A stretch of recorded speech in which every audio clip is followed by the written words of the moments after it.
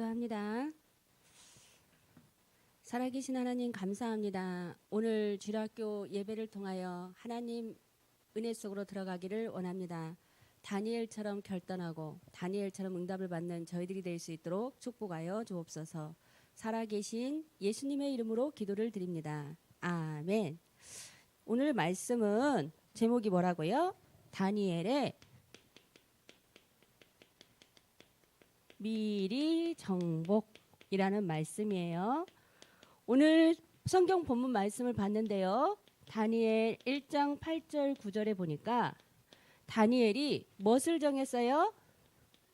뜻을 정했어요. 어떤 뜻을 정했어요? 하나님의 말씀대로 지키고 우상의 것에 손대지 아니하고 하나님의 말씀대로 해서 누구를 기쁘게 하기로? 하나님을 기쁘게 하는 자가 되기로 결심했어요. 결단했어요. 뜻을 마음에 먹었어요. 그래서 다 이 바벨론에 끌려온 모든 이스라엘 이 소년들이 뭐를 했어요? 왕이 준 음식을 먹었는데 다니엘과 세 친구는 뜻을 정해서 어떻게 해요? 채식만을 먹고 기도했는데 그 얼굴이 더 성경에 보니까 윤택하여졌더라라고 말하고 있어요. 오늘 우리 친구들도 영적인 힘을 얻으면 우리가 어떻게 해요? 육신적으로도 어떻게 해요? 윤택해져요. 멋있어져요. 건강해져요. 그래서 우리 친구들이 정말 뭐가 제일 중요해요? 다 중요하지만 영적인 사실을 알고 영적인 비밀을 알고 영적인 비밀을 누려서 같이 우리가 응답을 받기를 원합니다. 누구처럼? 다니엘처럼. 이 자리에 있는 우리가 누구처럼 응답받아요? 다니엘처럼 응답받을 수 있어요. 다니엘이 뜻을 정했는데 뜻을 정한 다니엘은 뭐를 알고 있었어요? 이유를 알고 있었어요. 이유를 알고 있는 렘넌트였어요. 무슨 이유를 알았어요? 이스라엘 백성이 바벨론이란 나라로 포로로 왔는데 이스라엘이 멸망한 이유를 알았어요. 우리는 하나님의 백성인데 멸망을 해버렸어요. 이스라엘 백성이 멸망해서 뭐가 성전이 파괴돼 버리고 그리고 결국은 어떻게 돼 버렸어요? 이스라엘 민족 자체가 전부 다 뭐가 돼 버렸어요? 포로가 되어 버렸어요. 바벨론의 속국이 되어 버렸어요. 나라를 잃어버렸어요. 왜 그랬어요? 왜 이렇게 멸망하고 파괴되고 포로가 되었어요? 그 이유를 렘넌트가 알고 있었어. 다니엘이 이유를 알고 있었어. 하나님의 백성이 누구를 떠났어요? 하나님을 떠나서. 하나님의 백성은 하나님만 바라봐야 하는데 하나님을 떠나서 하나님의 말씀대로 살지를 못해요. 그러니까 그러면서 자꾸 뭐만 해요? 우상숭배, 하나님이 기뻐하지 않는 일을 해요. 그러다 보니까 힘을 잃고 나라가 혼돈해지고 이러니까 결국은 멸망하게 되고 그래서 나라가 힘을 잃으니까 포로가 되어지고 실패했던 이유를 알았던 거예요. 다니엘은 우리 민족이 왜 멸망했는지를 알았던 거예요.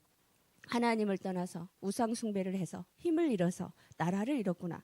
그랬기 때문에 포로로 잡혀왔는데 뭐를 한 거예요? 뜻을 정한 거예요. 내가 사람 앞에 서는 게 아니고 하나님을 기쁘게 하는 자로 서기를 원하노라 하고 뜻을 정하고 결단한 인물이 다니엘이었어요. 그래서 이 비밀을 알고 다니엘이 윤택하여지고 영적인 비밀을 누리니까 모든 사람이 볼 때 어떻게 해요? 더 뛰어나지고 지혜로워지고 이런 응답을 받게 되어져요. 다니엘은 미리 정복의 축복을 누렸던 렘넌트예요. 어떻게 축복을 누렸냐면 성경적 근거를 보니까 다니엘이 맨 처음에 있던 때는 느부갓네살 왕의 시대에 이제 발탁이 되는 사건이 있어요. 사실은 이게 이기예요. 느부갓네살 왕은 굉장히 힘이 있는 왕이었어요. 권위도 많고 막 이랬던 사람이야. 그런데 어느 날 꿈을 꾼 거예요. 꿈을 꿨는데 꿈이 심상치가 않아. 너무 기분이 안 좋아. 그런데 그 내용을 알고 싶어. 너무 궁금해. 그래서 이 느부갓네살 왕에게는 많은 신하가 있었기 때문에 신하들에게 말한 거예요. 내가 간밤에 꾸었던 꿈을 알아맞혀보고 그 꿈이 무엇인지 해석을 해보라 이렇게 얘기를 한 거예요. 평상시에 막 말했던 지혜자나 거기에 나왔던 술사들이나 이 많은 사람들이 아무도 말을 못하는 거예요. 어떻게 왕이 꾼 꿈을 알 수가 있겠어요? 그러니까 뭐라고 해요? 왕이시여, 왕이 꾼 꿈을 알려주십시오. 그러면 저희가 해석을 하겠습니다. 그러니까 왕이 화를 내면서 그러죠. 내가 꾼 꿈을 말을 하면 너희들이 아무렇게나 해석할 건데 내가 내 꾼 꿈을 말할 수 없다. 너희들이 진짜로 제대로 했다면 제대로 해서 내가 무슨 꿈을 꿨고 그 꿈이 무엇인지를 말해라. 그렇지 않으면 이 모든 나라에 있는 술사들을 다 잡아서 죽여버리겠다. 라고 된 거예요. 근데 아무도 나오지 않아요. 그래서 결국은 명령이 내려져요. 이 나라에 있는 모든 지식인과 술사들을 다 잡아 죽여라. 명령을 내린 거예요. 그때 마침 다니엘과 친구도 잡으러 왔을 때 다니엘이 그때 말한 거예요. 왜 이렇게 왕령이 급합니까? 그때 전화로 온 사람이 말을 해요. 이런 일이 있어서 왕의 꿈을 해석하지 못해서 이런 일이 되었다. 그러면 저희가 왕 앞에 나가겠습니다. 그래서 왕 앞에 나가서 시간을 좀 주십시오. 저에게 시간을 주시면 제가 이것을 알아맞히고 말해드리겠습니다. 하고 기한을 벌여서 기도를 해요. 집중 기도를 하고 왕 앞에 나갔는데 하나님이 다니엘에게 어떻게 해요? 꿈을 알게 하셨어요. 그래서 꿈을 꾸게 하신 거예요. 그 꿈을 알게 하셨어요. 느부갓네살 왕이 꿈을 꿨는데 어떤 꿈을 꿨어요? 머리 큰 신상이 나타났는데 머리는 금으로 되고 가슴과 두 팔은 은이고 배하고 넓적다리는 노시고 그 다음에 종아리와 이 발의 반절은 철이고 여기는 발의 반절은 또 진흙이고 이런 꿈을 꾼 거예요. 그런데 갑자기 어느 돌멩이가 딱 와가지고 탁 깨트려가지고 넘어지는 꿈을 꾼 거예요. 그래서 이 하나님이 다니엘에게 알게 하셔서 이 꿈을 해석한 거예요.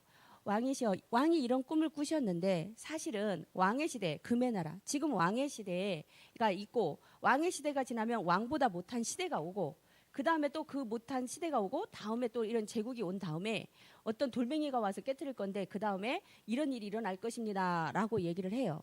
그래서 지금 당시에 이 금의 시대, 이 느부갓네살이 있었던 시대가 어떤 시대예요? 바벨론 시대. 그 다음에 은혜 시대로 불리는 시대는 바사 시대, 페르시아 시대. 그 다음에 헬라 제국. 그 다음에 로마. 근데 로마가 결국은 그리스도로 인해서 하나 되는 역사가 나중에 일어나죠. 복음화 되어지죠. 이 로마가 진흙과 철로 섞였다는 것은 다민족 사회를 말하는 거예요. 로마가 다민족으로 다 엮여져 있고 결국은 나중에 그리스도 복음화로 인해서 로마가 정복되는 축복이 있는데 이 예언을 느부갓네살 왕에게 보여준 거예요. 근데 이것을 가지고 번민을 하니까 그때 누구 다 죽이려고 할 때 다니엘에게 하나님이 꿈을 알게 하시고 다니엘이 이걸 해석하게 하셔서 다니엘을 이기 가운데서 다니엘을 세우는 하나님의 역사 속으로 들어가게 돼요. 그래서 이제 발탁이 된 거예요. 그런데 느부갓네살 왕이 지나고 교만해서 사실은 죽음을 당하고 그 다음 왕이 누구였어요? 벨사상 아들 벨사살 왕이 아들이 된 거야. 왕이 된 거야. 이 아들이. 근데 이 왕이 교만한 거야. 그래서 아직도 깨닫지 못하고 막 잔치를 벌이는데 이 이웃 나라에서 특별히 이스라엘에서 가져온 재물, 성전에 있던 기물들을 가지고 교만한 마음이 생기니까 막 잔치를 벌이고 파티를 벌이는데 그 기물들을 가져와라. 그 기물들을 가지고 내가 술을 따라 먹어야겠다. 이럴 정도로 교만해진 거예요. 그래가지고 그 기물들을 가지고 와서 술을 먹고 떡을 먹고 잔치를 벌이고 이랬는데 그때 갑자기 벽 속에서 손이 나타나서 글을 쓴 거예요. 뭐라고. 근데 아무도 그걸 읽을 수도 없고 해석할 수도 없는 거예요. 그때 고민하고 있을 때 또 누군가가 얘기하는 거예요. 왕이시여, 왕의 선대에 꿈을 해석한 사람이 있습니다. 그게 바로 다니엘입니다. 다니엘에게 이 글자를 해석하게 하십시오. 다니엘이 마침 또 와서 하나님이 알게 하셨기 때문에 이걸 해석을 해요. 어떻게 뭐라고 써 있었냐면 메네 데겔 우바르신. 하나님 이 뜻은 무엇이냐면 하나님이 이미 왕의 나라의 시대를 세워서 그것을 끝나게 하셨습니다. 그리고 왕을 저울에 달아보니 부족함이 보였다고 합니다. 이제 왕의 나라가 나뉘어서 메대와 바사 사람에게 나눈 바 될 것입니다. 라고 얘기를 해요. 너무 교만하고 이 왕이 하나님의 기물을 우습게 여기고 이러니까 하나님이 기뻐하지 않고 갑자기 이런 일이 일어난 거예요. 그리고 그날 밤에 벨사살 왕이 어떻게 해요? 죽임을 당하고 왕이 바뀌는 그런 역사적인 사건이 있었어요. 그래서 다니엘 벨사살 왕 때 또 이렇게 글자를 해석할 정도로 하나님이 지혜를 주시고 하나님이 함께 하시고 알게 하셨어요. 그리고 벨사살 왕 다음에 무슨 왕이에요? 다리오 왕. 이 다니엘은 다리오 왕의 굉장한 총애를 받았어요. 많은 신하들이 있었지만 다니엘처럼 신실하고 다니엘처럼 지혜롭고 다니엘처럼 우수한 인재가 없었던 거야. 그래서 다리오 왕은 이 총리 중에서도 다니엘을 세워가지고 어떻게요? 으뜸으로 세워서 이끌어 가려고 했어요. 근데 많은 사람들이 시기 질투를 한 거야. 너무나 똑똑하고 잘하니까. 그런데 시기 질투를 하는데 어떻게든지 끌어내리고 싶은데 방법이 있어요, 없어요? 흠이 없으므로 방법이 없어요. 그래서 고민을 하다가 방법을 냈는데 어떻게 했어요? 법령을 하나 만든 거예요. 왕이시여, 이 30일 동안에는 왕 외에는 다른 신에게 절을 하면 안 되는 법을 만들고 이것을 지켜서 왕의 이엄을 드러내게 하십시다. 이렇게 하니까 왕이 어떻게 해요? 거기에다가 도장을 찍고 꽝꽝꽝 해서 법령으로 내려버린 거예요. 근데 이 사실을 다니엘이 알았어요? 몰랐어요? 알고도 전에 행하던 대로 하루 3번씩 열린 창에서 감사하며 기도하였더라. 그래서 이 신하들이 마침내 이걸 가지고 가서 왕 앞에 가서 어떻게 해요? 왕이시여, 법을 어긴 자가 있습니다. 과연 그게 누구냐?